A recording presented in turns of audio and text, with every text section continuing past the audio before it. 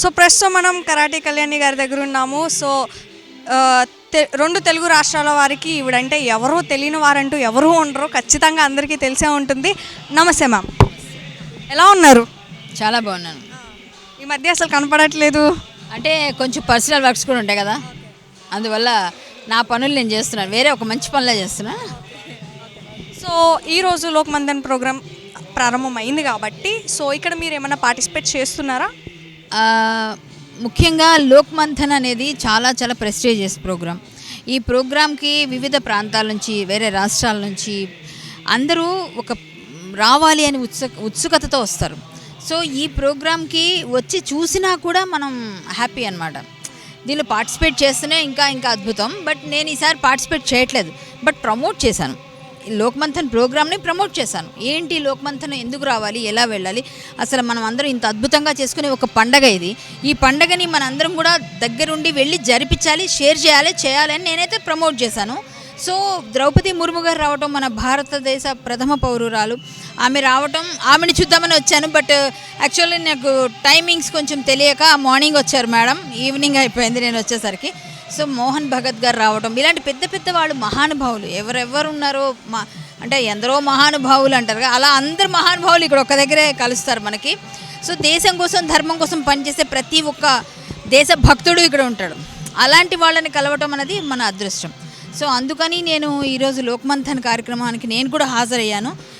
Participation లేకపోయినప్పటికీ మనం వర్చువల్గా చూసేది వేరు, డైరెక్ట్ వచ్చి మనం పార్టిసిపేట్ చేసి అంటే మనం చూసినప్పుడు ఆ ఫీల్ వేరుగా ఉంటుంది. ఆ స్టేజ్ పైన వాళ్ళు మాట్లాడే మాటలు, క్వశ్చన్స్ ఎవరైనా వేస్తే దానికి ఆన్సర్ చేయటం, అవన్నీ కూడా క్వశ్చన్ ఆన్సర్స్ కోసం కూడా కొంతమంది వస్తారు. ఎందుకంటే వాళ్ళు ఏం చెప్తారు, వక్తలు వాళ్ళు ఏం చెప్తారు, వాళ్ళు పెద్ద వాళ్ళందరూ కొంచెం వాళ్ళ తాలూకు థింకింగ్ వేరుగా ఉంటుంది, బ్రాడ్ వేలో ఉంటుంది.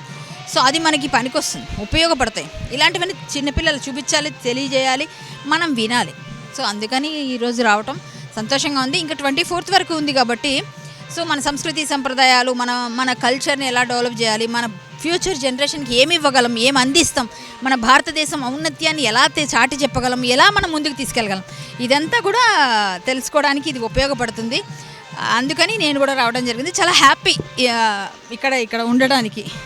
సో మీరు పాటలు బాగా పాడతారు, మా కోసం అలా ఒక పాట మీకు ఇష్టమైనది.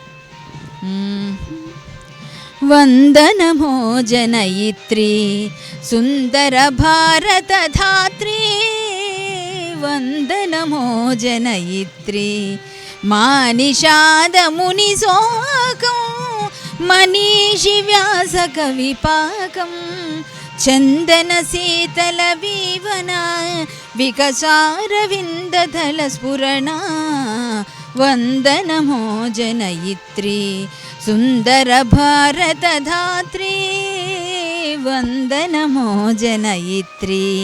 నీ ఒడిబడిలో చదివిన శంకర ద్రావిడ బాలుడు, నీ ఒడిబడిలో చదివిన శంకర ద్రావిడ బాలుడు, హిమవన్నగ మకుటములో పొదిగెను ఒక స్మృతితురాయి, పొదిగెను ఒక స్మృతితురాయి, హిమవన్నగ మకుటంలో, వందనమో జనయిత్రి సుందర భారత ధాత్రి, వందనమో జనయిత్రి. లోక్మంథన్లో కోరుకునేది రాగద్వేషాలు లేని జగతిని వెలయించాలని, రాగద్వేషాలు లేని జగతిని వెలయించాలని, అమృతచర్య అందరికీ అందుబాటు కావాలని,